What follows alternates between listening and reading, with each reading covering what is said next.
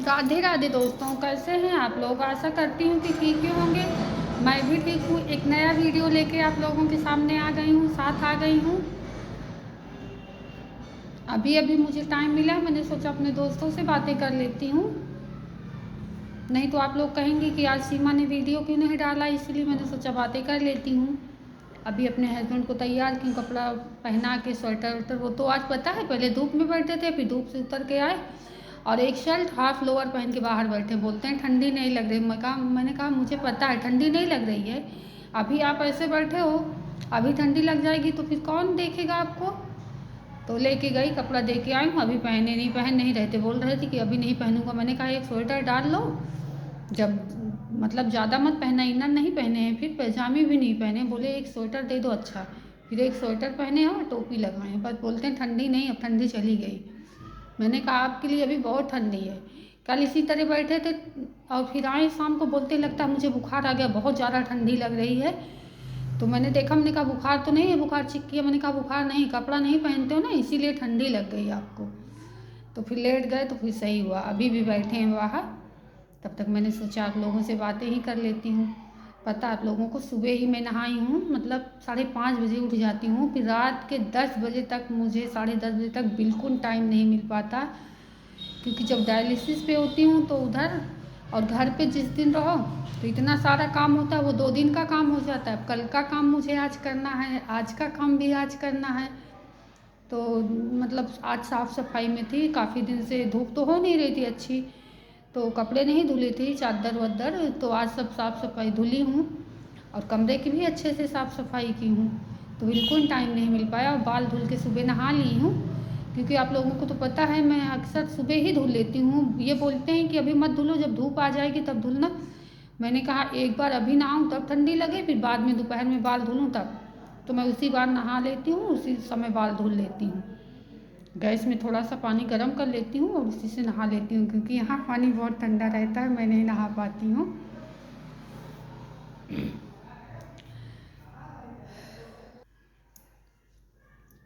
मतलब मैं इतना मेहनत और इतना संघर्ष कर रही हूँ, इतना खुश भी रहने की कोशिश कर रही हूँ, पर मेरी मुसीबतें कम नहीं हो रही हैं। एक न एक मुसीबत दिन ब दिन मेरे साथ होती है, बढ़ती ही जा रही है, मुसीबत कम होने का नाम नहीं ले रही है। अब आप ही लोग बताइए मैं क्या करूँ, कैसे करूँ कि मेरी मुसीबत कुछ कम हो जाए। अब समझ लीजिए, मतलब मेरे पास दवाइयाँ इनकी ख़त्म हो गई हैं, मेरे पास दवाइयों के लिए पैसे नहीं, मैं कहाँ से लाऊँ, क्या करूँ। मेरा तो दिमाग नहीं काम कर रहा है कि मैं क्या करूँ, कुछ समझ में नहीं आ रहा मुझे।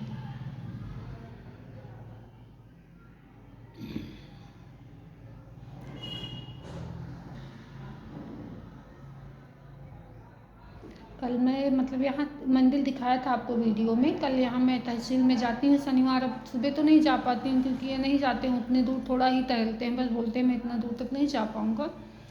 तो मैं शनिवार और मंगलवार को शाम को जाती हूँ दिया जलाने। तो मैं जब वहाँ गई तो मतलब वहाँ एक दो औरतें थी, तो मतलब ऐसे पूजा वूजा जब किया तो उसके बाद वो लोग बोलने लगी, बोलती है मैडम यहीं रहती हो क्या आप, चलो कोई तो आने लगा, नहीं यहाँ कोई नहीं आता था। तो मैंने कहा कि हाँ चलिए ठीक है, मैं भी अब आती हूँ, मुझे पहले पता ही नहीं था, मैं तो यहाँ 1 साल से रहती हूँ, तो मुझे पहले पता नहीं था, अब पता चला है तो अब मैं आने लगी हूँ। तो बोलती मैडम आप कोई नौकरी करती हो क्या। मैंने कहा नहीं मैं नौकरी नहीं करती हूँ, मैं अपने हस्बैंड का इलाज यहाँ करवा रही हूँ। तो बोली क्या हुआ। मैंने कहा उनकी किडनी ख़राब है, डायलिसिस करवा रही हूँ। तो बोलती हैं कि मतलब आप यहाँ डायलिसिस के लिए हो। मैंने कहा हाँ। तो बोलती हैं फिर आप कमाते भी हो, कुछ करते हो। मैंने कहा मैं कुछ नहीं करती हूँ। तो बोलती हैं आपका खर्च कैसे चलता है। हमने कहा ये जो बैठे हैं यही हमारा खर्च चला रहे हैं, और हम क्या बताएं कि हमारा खर्च कहाँ से चलता है। फिर उनसे मैंने बताया कि मैं वीडियो बनाती हूँ और मेरी यूट्यूब फैमिली है, वही वो लोग मेरी मदद करते हैं, वही से ही मेरा खर्च चलता है। और सब हनुमान जी महाराज की कृपा है, बागेश्वर धाम सरकार की, वही मेरी मदद कर रहे हैं। तो उन्होंने बोला चलिए हम भी आपका वीडियो देखेंगे। बोली क्या नाम है। मैंने बताया कि ज़िंदगी मिली दोबारा, सीमा सिंह। तो बोलती हम भी देखेंगे अब आपका वीडियो और ज़्यादा से ज़्यादा शेयर करेंगे। मैंने कहा सब लोग देखोगे और मेरी मदद करोगे तो इसी तरह तो मेरी मदद होगी। तो बोलती नहीं ठीक है हम करेंगे, तुम्हारी वीडियो को देखेंगे ज़रूर। हमने कहा ठीक है।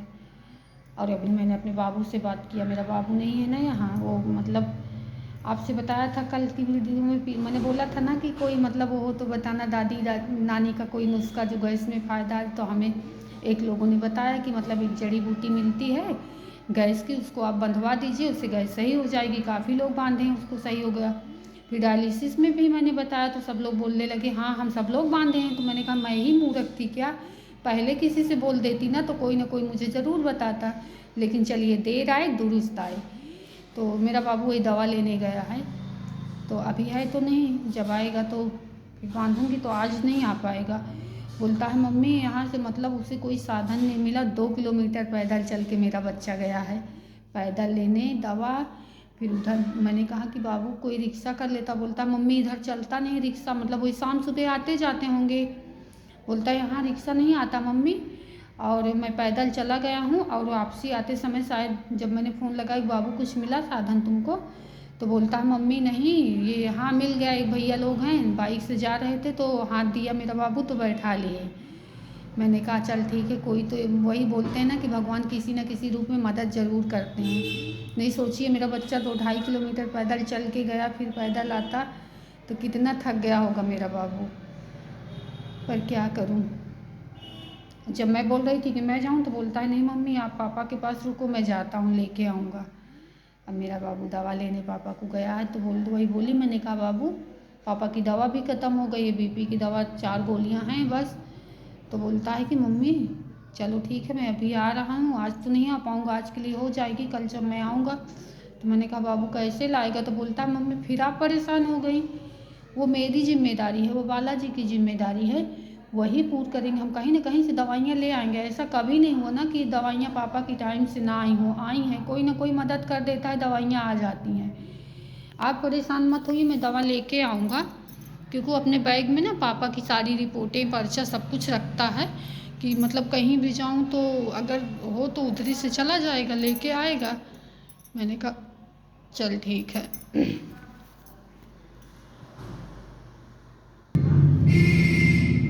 बच्चे नहीं हैं तो मैं भी घर पे बैठे बैठे बोर होती रहती हूँ, पर क्या करूँ, जब जैसे बाबू रहता है तो मतलब सारा दिन परेशान करता रहता है, मैं भी उसी में लगी रहती हूँ, मन थोड़ा बहल जाता है। हमने ये तो थोड़ा 10 मिनट के लिए बाहर बैठ गए, और वैसे तो मुझे टाइम मिलता नहीं है, आप लोगों को पता ही है कि मेरे पास कितने सारे काम होते हैं।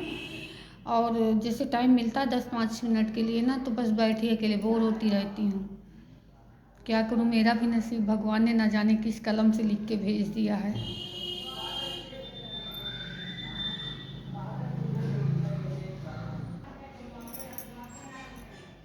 नसीब को क्या दोष देना।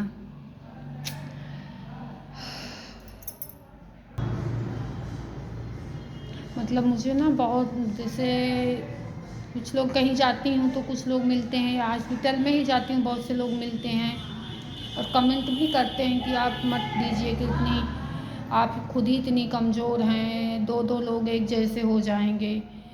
तो मैं बोलती हूँ बहन आपका मतलब कहना जायज़ है, वो मैं मानती हूँ, लेकिन आप लोग ही सोचिए अगर मैं मतलब किडनी नहीं दूँगी ना तो मुझे हमेशा बोलते हैं किडनी ट्रांसप्लांट करवाने के बाद भी डायलिसिस हो, वो तो फिर मतलब अगर अच्छा सोचो तो अच्छा होगा, बुरा सोचो तो बुरा होगा।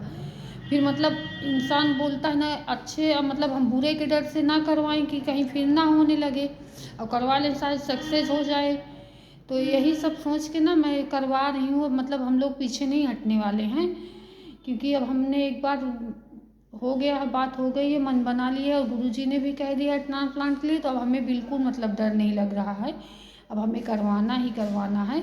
तो बहन और भाइयों आपका मतलब कहना जायज़ है, मैं मानती हूँ आप लोग मतलब मेरी फ़िक्र करते हैं इसलिए इस तरह बोलते हैं, पर आप लोग ही सोचिए मतलब करवा लेंगे, मतलब ये सोचिए कि हम ट्रांसप्लांट करवा लेंगे और पहले जैसे रहने लगेंगे। मतलब हाँ डॉक्टर ये बोलते हैं, बातें सारी हो गई हमारी डॉक्टर से कि मतलब आप भारी सामान नहीं उठा सकते हो, वजन काम जैसे नहीं कर सकते हो तो नहीं करेंगे, हल्का फुल्का काम करेंगे, अपने बच्चों की देखभाल अच्छे से कर पाएंगे। अब ऐसे में है पता है आप लोगों को मैं डायलिसिस भी चली गई है कहीं, तो जैसे मेरी लड़की रहेगी ना तो वो निकाल के खा लेती है, चाय साय बना कुछ भी कर लेती है थोड़ा बहुत, अभी छोटी है इतनी बड़ी भी नहीं हो गई है, कर लेती है। पर मेरा बाबू है तो वो नहीं कर पाता है कुछ भी, अगर जब नहीं जाएगा रूम पे रहेगा ना तो मैं 9:30 बजे चली जाऊँगी, जब आऊँगी शाम को निकाल के दूंगी तभी वो खाएगा, नहीं तो खाना नहीं खाता। पता है आप लोगों को, परसों ना शुक्र को मुझे मतलब थोड़ा लेट उठी और फिर सारा काम करते करते मुझे लेट भी हो गया। तो मैं चोखे के लिए आलू उबाल के रख के चली गई। मैंने कहा सान लेगा, चोखा बना लेगा अपना, फिर नहीं बना पाया। फ़ोन करके बोलता है मम्मी खाने में क्या बनाई हो? मैंने कहा बाबू पापा के लिए मूंग की दाल बना के रखाई हूँ और आलू उबाली हूँ और टमाटर, चोखा बना लो। तो बोलता मम्मी इसको कैसे बनाते हैं, मुझे नहीं आता बनाना। तो मैंने कहा बाबू बना ले, टमाटर रख ले कटोरी में, आलू रख ले और बना ले, सान ले, बताया उसको। तो बोलता मम्मी मुझे नहीं आता, आप जब आओगी तब बना के दोगी तो खाओगी। मुझे कितनी तकलीफ़ होती है आप लोग सोचिए। बस सोचती हूँ कि शायद मतलब हो जाएगा और हम लोग भी अच्छे रहेंगे तो मैं अपने बच्चों को मतलब अच्छी से देखभाल और अच्छी परवरिश तो कर पाऊँगी। मेरा बाबू कहीं भी जाता है ना तो मतलब सब लोग ये बोलते हैं कि अपने बच्चे की अच्छे से देखभाल करो, बहुत दुबला हो गया। एक आंटी हैं डायलिसिस में आती हैं, बोली जब आपका लड़का गांव से आ रहा था ना तो हम उसको देखे तो हमें लगा कोई ब्राह्मण या क्षत्रिय होगा, इतना सुंदर इतना प्यारा बच्चा कि मतलब मैं देख के हैरान हो गई। फिर मैं बोली उससे बाबू कहाँ से आते हो? तो बोलता है आंटी मैं सराय अकिल से आता हूँ। बोले किसकी डायलिसिस करवाते हो? तो बोलता है पापा की। तो मुझसे उस दिन मिली तो बताने लगी, कहीं सोच लो मुझे मतलब देख के ना अपना गम भूल गए बच्चे को देख के, जबकि वो खुद अपने हस्बैंड का करवा रही हैं पर वो अब नाती पोते की हो गई हैं। तो बोली कि मेरा दर्द कम हो गया इस बच्चे को देख के। बताइए कितना सुंदर और कितना मासूम बच्चा। फिर वो भी उस दिन बोल रही थी कि थोड़ा आप अपने, इतनी मुसीबत तो है आपके घर में, मुझे पता है कि जब कोई कमाने वाला नहीं है तो कैसे घर चलता है वो तो मुझे बोली पता है। लेकिन बेटा मैं एक बात बोलूँगी कि आप अपने बच्चे का थोड़ा ख्याल रखो उसके खान पीन पे, क्योंकि बहुत दुबला होता जा रहा है। जब आया था ना तो बिल्कुल हीरो जैसे लग रहा था, बहुत दुबला हो गया है। मैंने कहा रखती हूँ उसका ख्याल बराबर, पर अब क्या करूँ, मेरे पास भी तो मजबूरियाँ। मैं नहीं चाहती हूँ ना कि मतलब मेरा बच्चा कि दुबला हो जाए या कमज़ोर हो जाए। दुनिया की हर माँ चाहेगी कि उसका बच्चे मतलब स्वस्थ रहें, उनको कोई भी तकलीफ़ ना हो। पर मैंने आप लोगों से कई बार कहा कि मैंने अपनी ही हाथों से अपने बच्चे का बचपन छीन ली। मुझे तो कभी कभी बहुत मतलब तकलीफ़ होती है, पर क्या करूँ।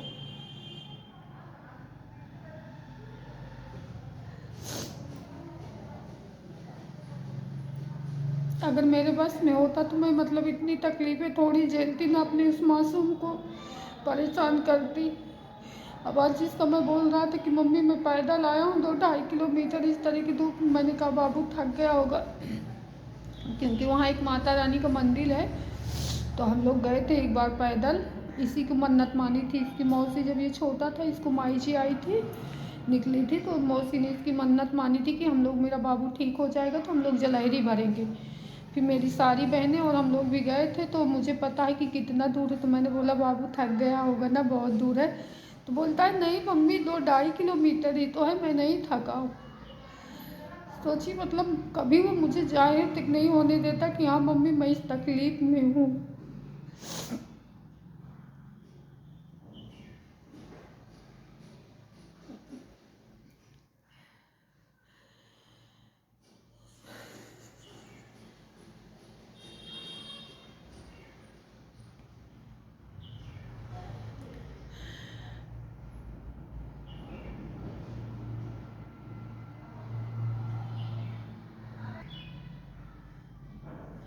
अभी यहाँ वीडियो बनाते समय जब रहता ना तो मुझे रोने नहीं देता, बहुत गुस्सा करता। अभी जब वीडियो देखेगा ना तो बहुत गुस्सा करेगा, बोलेगा मम्मी आपसे मना किया ना कि आप रो ना।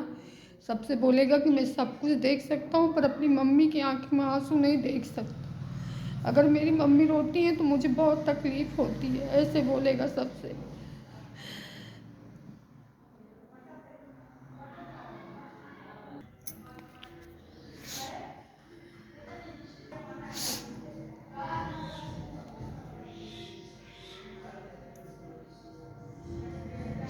मेरी इतनी कोशिशों के बाद भी, इतना मेहनत करने के बाद भी मेरी मतलब मुसीबतें कम होने का नाम ही नहीं ले रही।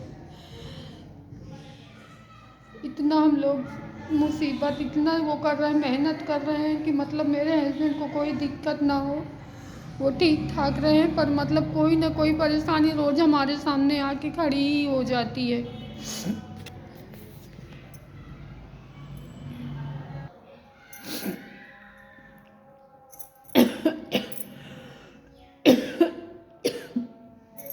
कल भी आप लोगों से बताया था कि मतलब मुझे बुखार आ जाता है, तो आज तो गुस्सा कर रहे थे, कह रहे थे कि तुम दवाइयाँ अपने लिए नहीं लोगी तो मैं भी दवाइयाँ नहीं खाऊंगा।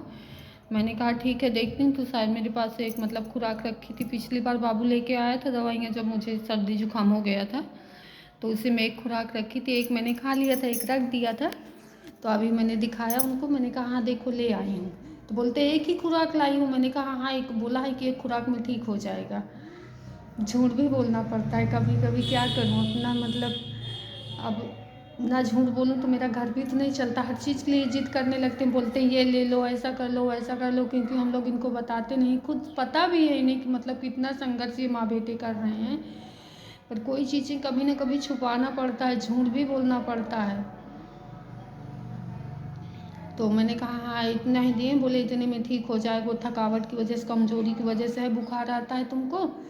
तो बोलते हैं ठीक है अच्छा खा लो, फिर बार बेटा आता है तो बोल दूँगा कि उसे तुम्हें कुछ टानिक को निकला दे, थोड़ा पियो, पैरों में जो दर्द रहता है सब ठीक हो जाएगा। मैंने कहा हाँ ठीक है मंगवा देना, मैं पी लूँगी, लेकिन चलिए ठीक है अभी इतना खाती हूँ, जब बाबू आएगा तब देखते हैं।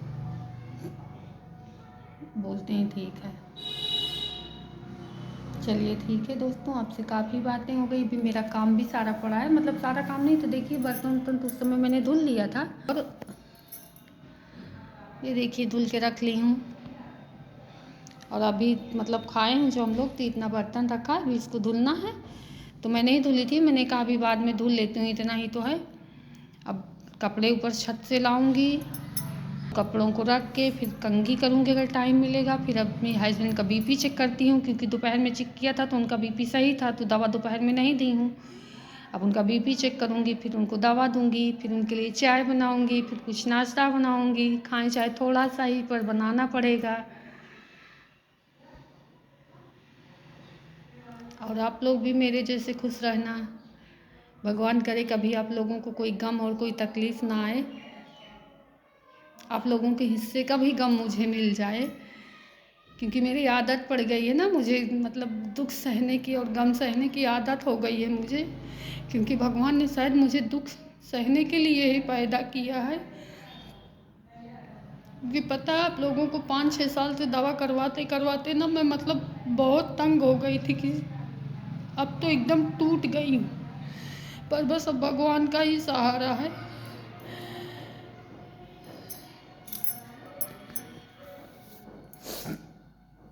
बाय दोस्तों, मेरी वीडियो को ज़्यादा से ज़्यादा शेयर करना और सब्सक्राइब करना मत भूलना प्लीज़। आपके एक सब्सक्राइब से मेरे चेहरे पे एक लंबी मुस्कान ले आएगा, तो इसीलिए प्लीज़ वीडियो को सब्सक्राइब ज़रूर करना। बाय।